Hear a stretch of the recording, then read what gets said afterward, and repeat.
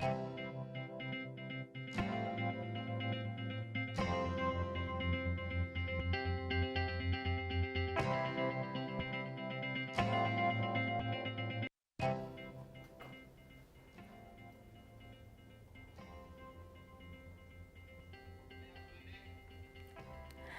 right, welcome back. Thank you so much for keeping it Metropole TV. You're still watching Markets Today with your truly, Nina Shaban. Now, the Kenyan government is set to borrow a third Eurobond worth 250 billion shillings. So we only thought that it's fair to get down into that and maybe try and take a look at the details and the way forward. And is this the right move for the Kenyan government to take? And with me is Jeremy Rugunya, who's a financial consultant. Very good evening to you. Good evening. Thank you so much for gracing us with your presence. Now, just getting right into it, Jeremy, the first Eurobond was secured in 2014, and it was worth about $2.75 billion. Yes. Now, and the government's plan was to borrow money from outside. That way they can decrease domestic borrowing. But in real sense, they ended up borrowing even more money because we're going to get into the second Eurobond that was borrowed. Let's start with now the first one. What are your sentiments when it comes to the first Eurobond? So, as a matter of fact, you will find that the first Eurobond, even if you would say that it was to help to curb local borrowing, in actual sense, it was to pay for an already syndicated loan. So, in other words, it was already a case of borrowing Peter to pay Paul. So, it was already, you would say we already started on a wrong footing with the Eurobond. But, so, you will say it's a shaky foundation. It is a shaky foundation. Yes, yes. Now, checking into the second Eurobond that was borrowed in 2018, worth 202 billion Kenyan shillings, which is equivalent to $2 billion, which saw debt increasing from 4.64 to about 8 trillion Kenyan shillings. Yes.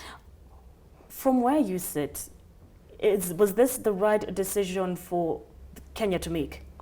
Okay, well, what happens is that, first of all, the Eurobond, the reason why you go borrowing into the Eurobond is because it is an indicative that if you can be able to raise money using the Eurobond, then it gives you a credit rating in the international market.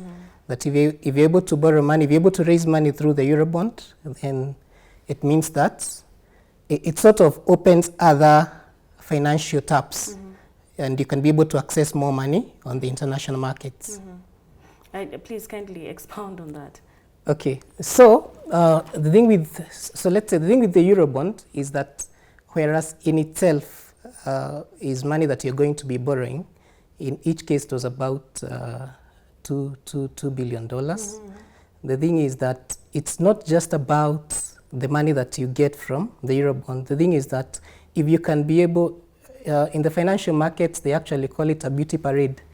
It means that if as a government, you have enough investors who are willing to invest in a Eurobond, it's like indicative that actually this is, the economy is doing well, that the politics are stable, and that means that you can actually be able to attract more funds. So there is that aspect of the Eurobond, which is in itself, you would say, political. It is political. All right, and we're going to see, let me just throw this in before we go any further.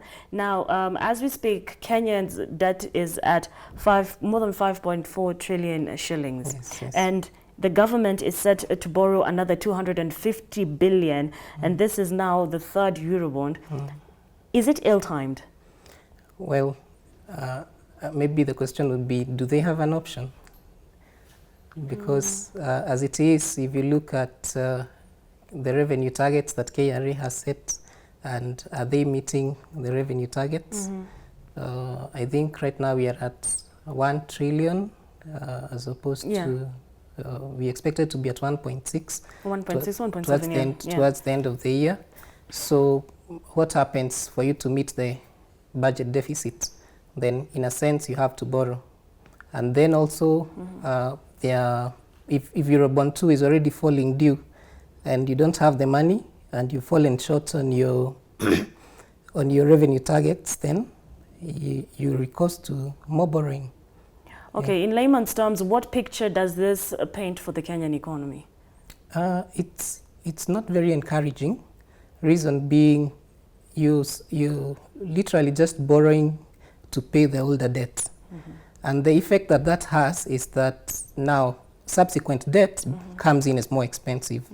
So for example, you find that the initial, that's Eurobond 1 of the tranches, the 10-year tranche was at 6.875.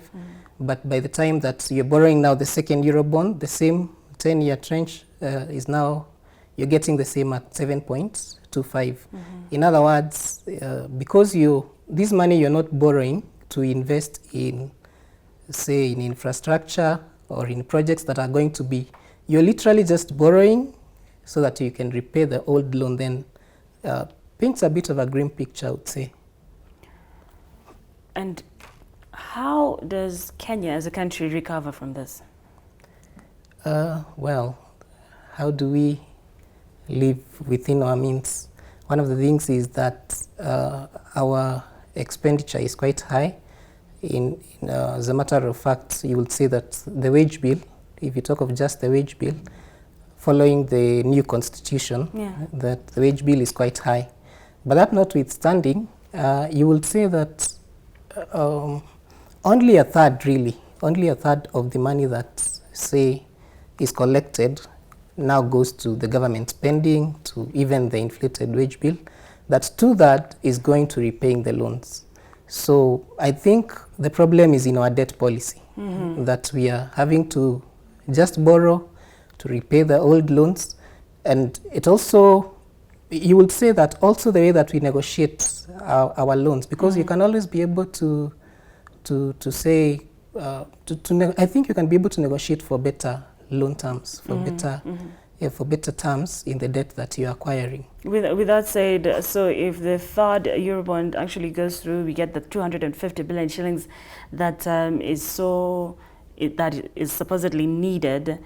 We are seeing ourselves getting into a fourth Eurobond where we'll be borrowing some more billions of shillings to cover up, to pay for the first billions of shillings that we've borrowed. Yes, yeah, exactly. Now you find yourself in it's a cyclic circle that you're actually having to just have to borrow to repay the old loan. And all right. Yes. I need us to move on swiftly, and moving on swiftly is to the Kenyan shilling and the strength of the Kenyan shilling, which is likely to weaken past 101 to $1. 101 to $1. Now, from where you sit, what exactly are your sentiments when it comes to the weakening of the shilling? Okay, well, the shilling, so far, let's say that especially following the popular handshake, that the shilling strengthened a bit. And we also saw that because of the political stability that followed the season of peace, that the shilling stabilized. Now, in my opinion, I do not think that it's likely to weaken further. Although the factors that would make it to weaken further now would be more debt, inflation. Those are the things that would cause for it to weaken further. They're tied together with the debt and the inflation. And yeah, exactly. I think the two go hand in hand. That if you're borrowing more, then you expect that your currency is going to weaken. But I have a positive outlook for the shilling. Reason being, we are opening up our markets more. We have been able to now sign deals to export produce directly to China. We've made deals with Malaysia, so that is expected to improve our exports, and that should help to strengthen our shilling. But how is it with the shilling being at 101.35? That's actually how it closed down on Thursday. It closed at 101.35 for buying, and this morning it was 101.45 buying.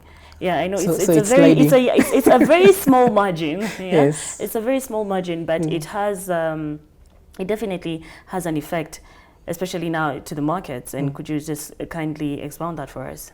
Well, that is a slight. You would say you would say it's lead. Yeah, it's true. It's lead, and the reason that will be attributed to that mostly would be because of the uptake of debt, that we are taking up more debt than we are capable of repaying.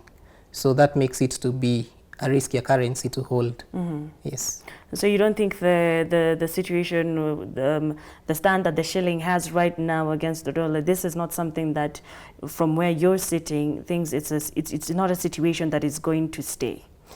The thing that would make it continue sliding is if we continue in our borrowing spree. Because it's been like that for 3 months now. It's been on a low for 3 months now. Well, it was worse last year. Yes, it was much worse. Last year maybe it was going hand in hand with the fact that we had a very long electioneering period. Yes, the economy was just trying to get back to where they were. But as of now, I think many people will presume that would have gotten back to normal. But anyway, moving on swiftly, taking a look at the banking sector now. In the banking sector, we've seen a lot of technology take over. Nowadays, we have mobile banking. You can do banking from the comfort of your home on your laptop. And of course, that's so a lot of people lose their jobs. Yes. And right now, where we stand as a country is we're seeing a lot of merging, like the shareholders of NIC and CBA have agreed to the merging. What does this do to employment? Okay. Are we such to see people, those in the banking sector, lose their jobs? Well, as you rightly put, I think banking sector is one of the sectors that has really experienced a lot of disruption. Like you say, I really don't have a reason to go and queue. In fact, you turn up at a bank teller and he tells you this account, you can be able to operate through the various alternative banking channels. So, which in itself rightfully has contributed to, you would say that there is, well, less need for staff. But even more so now, as we are seeing the trend towards mergers and acquisitions. Like you said, I think the biggest now is NIC-CBA, which is going to place them at the third largest. And then KCB and then BK. I'll be honest, I never saw that coming. Oh, really? I expected that, say, NBK will be merged with like Consolidated Bank and the other state-owned banks. But then inevitably, once you merge, then the shareholders will be looking for profits at the end of the day. So you expect there to be some rationalization, and that effectively means that if you come together and you find that there was some duplication of roles, then someone has to go. Yeah, hard as it may be, I guess, has to be. Which is quite unfortunate. Now, touching on this merging business that NIC and CBA are going to be facing in very soon, actually. From where you sit, what would you say all this merging is all about? What's going on with the banking sector that NIC, like in layman's terms, just break it down to us with no assumptions, because everyone has their assumptions, oh, this one was broke, oh, this one, you get. But in layman's terms, why are we seeing this merging become so massive? Well, in layman's terms, you would say it looks to me like a joining of strengths. At least if you were to look at that NIC-CBA, that you're saying that we have been, like NIC has been good with asset financing, and CBA, I think they've been good with corporate banking, and of course, legendary M-Shwari. Yes, of course. So, from a layman's terms, then I would look at it as a joining of strengths. Of course, there's an aspect that is not a lot discussed, which is them acquiring a third bank, which is said to be the one that would be the seat for M-Shwari. Now, in that case, you will say that that really is more of an acquisition. Okay. Yeah. And NSE is it's a company that is already it's listed in the NSE, the Nairobi Securities Exchange. Yes. What will this merge mean for NIC? Well, obviously, in the short run, or in the short term, we expect that then NIC may not. You would say if you're an NIC shareholder, you may not expect that you will be very profitable. Okay. As you're doing the restructure, as the restructuring is going on, then you may not be as profitable. But in the long term, definitely it would be a worthwhile bet, because now you're talking of a giant. Of two strands coming in together. Yeah. All right, and well, that's just about it for markets today. Jeremy, thank you so much for joining us this evening. I'd like us to wish you a very good evening. Just take a look at the agro-commodities that we have for you. My name is Nina Shaban. Don't go anywhere. I'll be joining you at 7 p.m. with news.